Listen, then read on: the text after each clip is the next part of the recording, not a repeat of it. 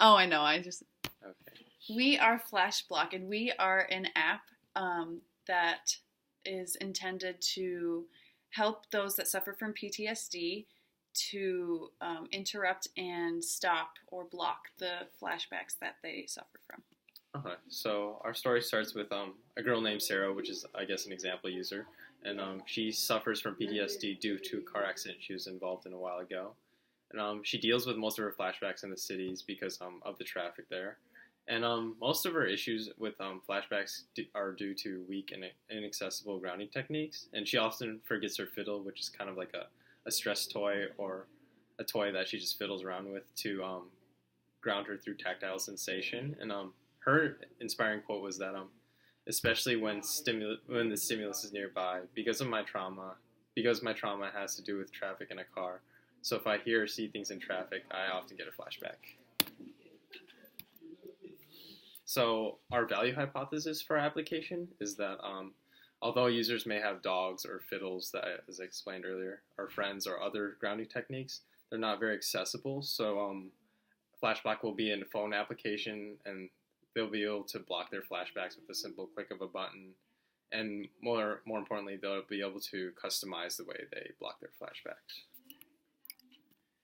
So FlashBlock is an app. It will provide personalization to blocking or grounding techniques via vibrations from the phone or music playing, like their favorite song, videos or pictures that they want to see, or orienting questions to help pull the user or the person out of the disorientation and the symptoms of a flashback.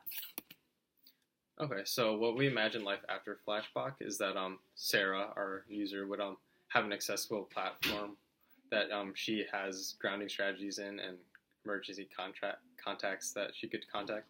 And they would no longer have to carry around these fiddles or their service dogs everywhere. So why FlashBlock now? Because it makes sense. iPhone apps are the most popular way to solve a problem, it seems, and almost everybody has an iPhone. 94 million people in the US use an iPhone.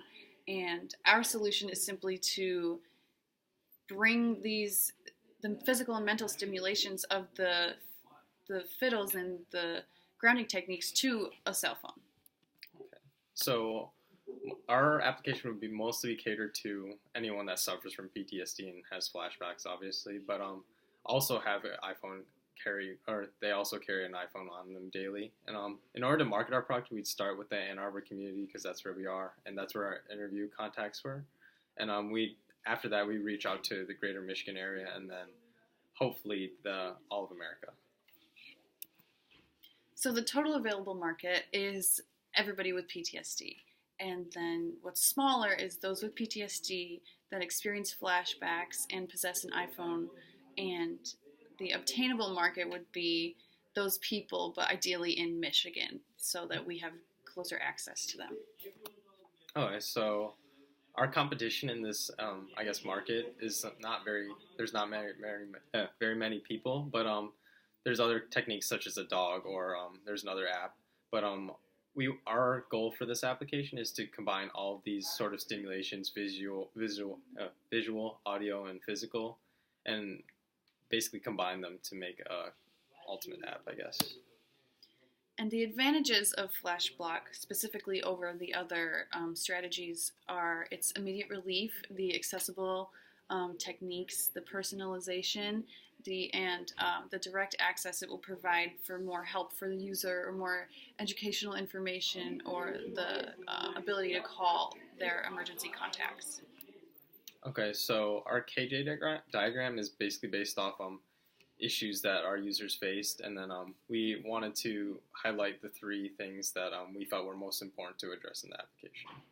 And that turned out to be our users or interviewees said that ideal strategies should be accessible, and they should include physical techniques, and they should help to orient the users. So those are the three things we focused on. Okay, so what we learned from this, experience is that those with PTSD need better grounding techniques, and they all have their own personal ways with coping with flashbacks, and that most of them would like to have a phone application that they would have on them daily to help them. So what's next for FlashBlock and the company is potentially a partnership with Apple, maybe to sell the application to them, so that they could incorporate the idea with their own health application. And maybe in the future we could build an Apple Watch application using its heart rate data and breathing patterns of the user, so that it could automatically initiate the blocking techniques via the phone or the watch. And then even further on down the road would potentially be to start a nonprofit to provide these devices with the applications to those suffering from PTSD that can't afford them.